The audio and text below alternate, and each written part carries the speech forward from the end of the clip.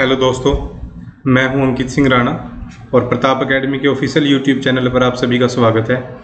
आज हम अपनी जीके की वीडियो सीरीज़ का तीसरा भाग करेंगे और इस वीडियो सीरीज़ में हमने एसएससी जीडी कांस्टेबल और इसके अलावा रेलवे, ठीक है, रेलवे या फिर ग्रुप डी या फिर जितने भी 10th प्लस 2 बेस पे एग्ज़ाम हैं, ठीक है ना, उसमें जितने भी प्रीवियस ईयर क्वेश्चंस आए हैं जीके के और जनरल अवेयरनेस के, वो सारे हमने डिस्कस करने हैं इस वीडियो सीरीज़ में। तो ये वीडियो सीरीज़ आपके लिए बहुत इंपॉर्टेंट है, ठीक है। एक भी क्वेश्चन है जो आप मिस नहीं कर सकते, ठीक है ना। ये सारे क्वेश्चन आपको आने वाले जितने भी एसएससी जीडी या फिर आर्मी जीडी के एग्ज़ाम है उसमें हेल्प करेंगे।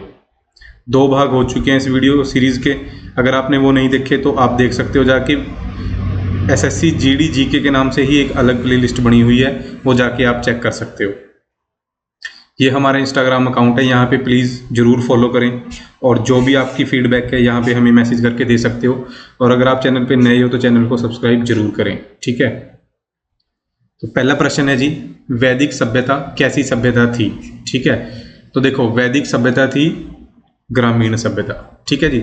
सबसे पहले हमने देखा था हड़प्पा सभ्यता यानी सिंधु घाटी की सभ्यता, वो थी एक शहरी सभ्यता। और फिर अब हम देख रहे हैं वैदिक सभ्यता। तो ये वैदिक सभ्यता कैसी सभ्यता थी? ग्रामीण, ठीक है। दोनों को मिक्स नहीं करना है, अपने अलग अलग ही रखना है। अगर आपसे पूछा जाए सिंधु घाटी की सभ्यता, ठीक है, तो वो शहरी थी और वैदिक ग्रामीण सभ्यता थी, ठीक है जी।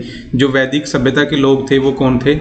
आर्य, ठीक है। और आर्यों की भाषा कौन सी? संस्कृत। और इनकी सबसे पवित्र पशु इनका गाय, ठीक है, ये याद रखना है आपने, ठीक है। नेक्स्ट है, ऋग्वेद के अनुसार सबसे पवित्र नदी कौन सी है? तो ऋग्वेद के अनुसार सबसे पवित्र नदी है सरस्वती नदी, ठीक है जी। और अगर आपसे पूछा जाए कि ऋग्वेद में सबसे ज़्यादा बार किस नदी का जिक्र किया गया है, तो वो है सिंधु नदी का, ठीक है। सबसे ज़्यादा जिक्र अगर किसी नदी का है तो वो है सिंधु नदी, सबसे पवित्र है सरस्वती नदी।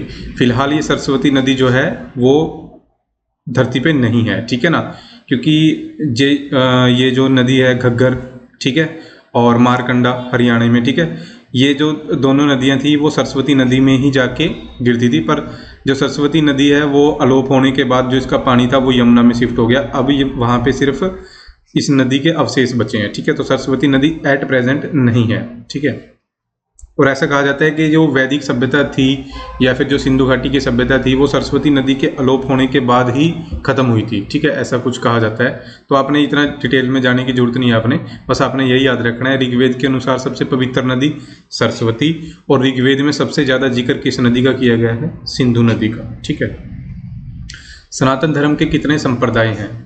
तो सनातन धर्म के 3 संप्रदाय मुख्य तौर पे हैं, ठीक है जी। एक हो गया आपका शैव संप्रदाय।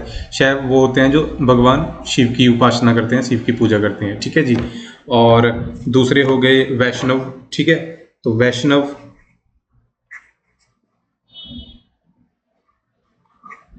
वो हैं जो भगवान विष्णु की पूजा करते हैं और भगवान विष्णु के अवतार जैसे श्री कृष्ण जी हो गए, श्री राम जी हो गए, या जो भी अवतार हैं, ठीक है ना, भगवान विष्णु के 10 अवतार, ठीक है, उनकी पूजा करते हैं। तो शिव की पूजा करने वाले शैव और विष्णु की पूजा करने वाले वैष्णव। और तीसरा संप्रदाय है शक्ति संप्रदाय। तो शक्ति संप्रदाय है जी जो माँ दुर्गा और माँ दुर्गा के जितने भी अवतार हैं उन सब की पूजा करते हैं, ठीक है ना। तो ये तीनों अलग अलग संप्रदाय हैं। हालांकि एट प्रेजेंट ये सारे आपस में क्या हो चुके हैं? मिक्स हो चुके हैं, ठीक है ना। नेक्स्ट, और ठीक है, सबसे पुरानी स्मृति कौन सी है? तो स्मृति एक तरह के ये धार्मिक ग्रंथ होते हैं, जैसे हिंदू धर्म में वेद हो गए, है ना, वेद या महाकाव्य, और फिर ऐसे ही स्मृतियां भी एक तरह के ग्रंथ होते हैं, ठीक है ना। कुल अगर देखा जाए हिंदू धर्म में 6 स्मृतियां हैं कुल। अगर आपसे पूछा जाए कि कुल कितनी स्मृतियां हैं? 6। तो इनमें से सबसे पुरानी स्मृति कौन सी है, सबसे प्राचीन? तो वो है मनुस्मृति, ठीक है। सबसे प्राचीन स्मृति है मनुस्मृति। ये लिखी किसने थी? महर्षि मनु ने, ठीक है, महर्षि मनु के द्वारा ये लिखी गई थी।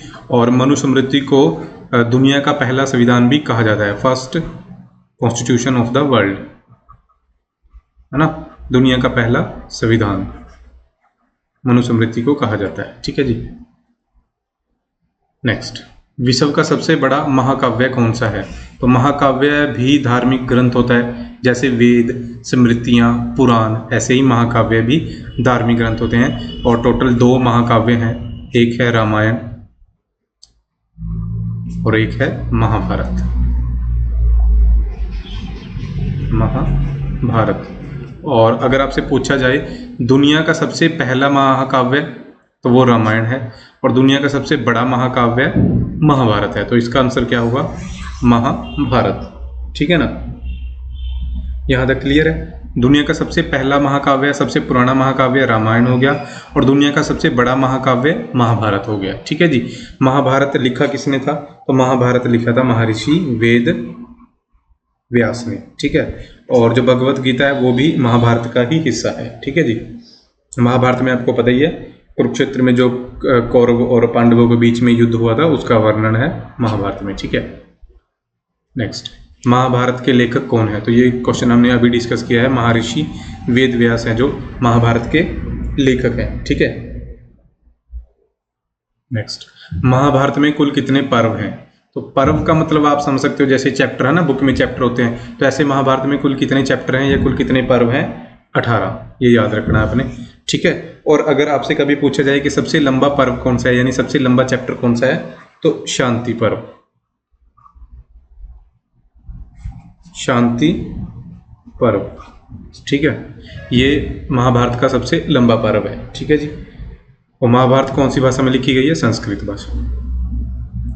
मौर्य साम्राज्य की जानकारी हमें किस पुराण से प्राप्त होती है? तो ये जो पुराण होते हैं ये भी एक तरह के धार्मिक ग्रंथ हैं। ठीक है जी। और कुल अगर पूछा जाए कुल कितने पुराण हैं, तो हिंदू धर्म में 18 पुराण हैं। तो जैसे वेद हो गए, स्मृतियाँ होगी, है ना, और महाकाव्य, ऐसे ही पुराण भी एक तरह के धार्मिक ग्रंथ होते हैं। कुल 18 पुराण है। ठीक है जी। और अगर पूछा जाए कि मौर्य साम्राज्य की जानकारी हमें किस पुराण से मिलती है, तो वो है विष्णु पुराण। ठीक है, विष्णु पुराण। और अगर पूछा जाए सबसे पुराना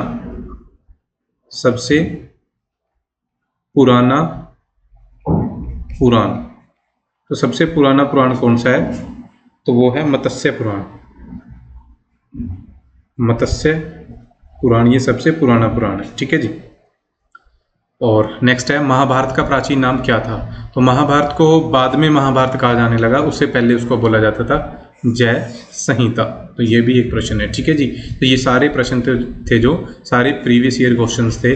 ठीक है। और काफ़ी स्टूडेंट बोल रहे हैं कि वीडियो काफ़ी छोटी रहती है, तो मैं देखता हूँ कल से या परसों से हम 10 की जगह 15 या 20 प्रश्न है जो वो डिस्कस किया करेंगे वीडियो में, ताकि नवंबर से पहले अपने जो 10,000 क्वेश्चन का हमने टारगेट रखा है जीके के, वो कंप्लीट हो सके। ठीक है ना। और आप साथ में ये नोट्स जरूर बनाते चलना। ठीक है ना।